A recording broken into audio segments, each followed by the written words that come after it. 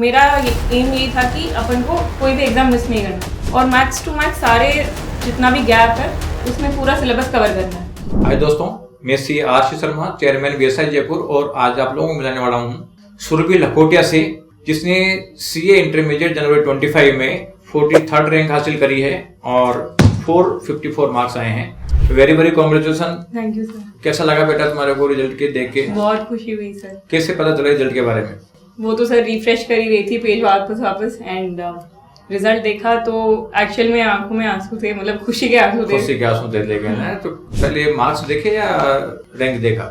Marks देखे sir. पहले marks देखा, फिर क्या लगा कि रैंक हो सकती है नहीं भी हो सकती है। अच्छा तो चेक फिर रैंक देखा तो अच्छा लगा? बहुत ज्यादा। चलो बहुत खुशी की बात है बेटा। तो सुरभि, तुम फाउंडेशन से थी या बाद में आई थी? नहीं सर, मैं डायरेक्ट एंट्री रूट से। डायरेक्ट एंट्री रूट से हो तो देखो, डायरेक्ट एंट्री रूट से भी रैंक लाई जा सकती है। बच्चों ध्यान रखो इस चीज का, ये नहीं कि फाउंडेशन वाले बच्चे रैंक लाते हैं। डायरेक्ट एंट्री रूट वाले बच्चे मेहनत करेंगे तो उनको भी रैंक आती है। तो सुरभि, आप प्री रिजल्ट वाले बैच में थे ना? Yes sir. तो क्या बेनिफिट मिला आपको प्री रिजल्ट बैच का?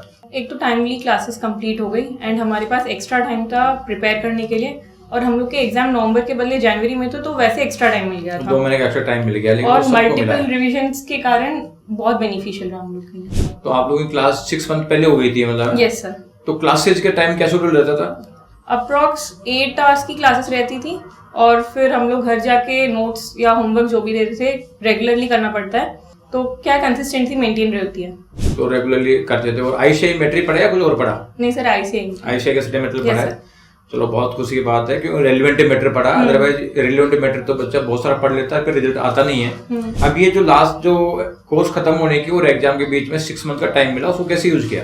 अपने इंस्टीट्यूट में 4 मॉक टेस्ट की सीरीज थी, तो मेरा एम यही था कि अपन को कोई भी एग्जाम मिस नहीं करना और मैथ्स टू मैथ्स सारे जितना भी गैप है उसमें पूरा सिलेबस कवर करना है। कई बार ऐसा हो जाता ऊपर नीचे हो जाता, बट लेकिन अगली वाली सीरीज में हम लोग कवर कर लेते थे। हाँ, तो कुछ अगर कोर्स रिवीजन करने से रह जाता था तो अगले सीरीज में कवर हो जाता था। सर।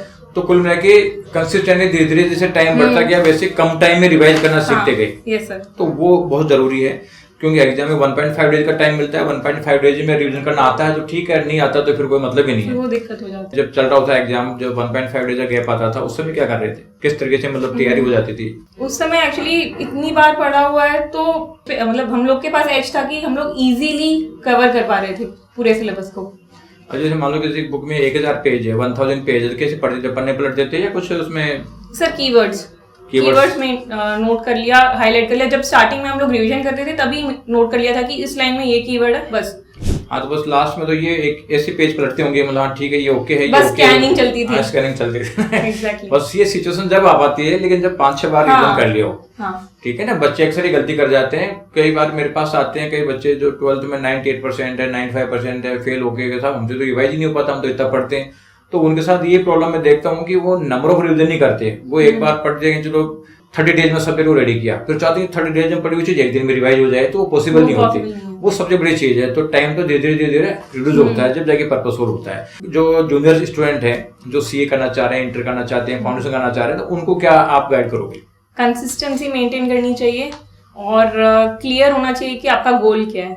उससे क्या आप डेली मोटिवेटेड रहोगे, उस गोल को देखोगे कि डेफिनेटली आप कभी डिमोटिवेटेड नहीं रहोगे। तो बहुत अच्छा है। और आईसीआई मैटर पढ़ना है। Yes sir. कुल मिला के और मोटिवेटेड रहना है। Yes sir. घबराना नहीं है। बिल्कुल भी, चाहे कुछ भी हो। पेपर सारे देने आराम से, एकदम कूल माइंड से देना है। चलो बेटा, बहुत बहुत थैंक यू। बच्चों को काफी बेनिफिट मिलेगा। थैंक यू बेटा। Thank you.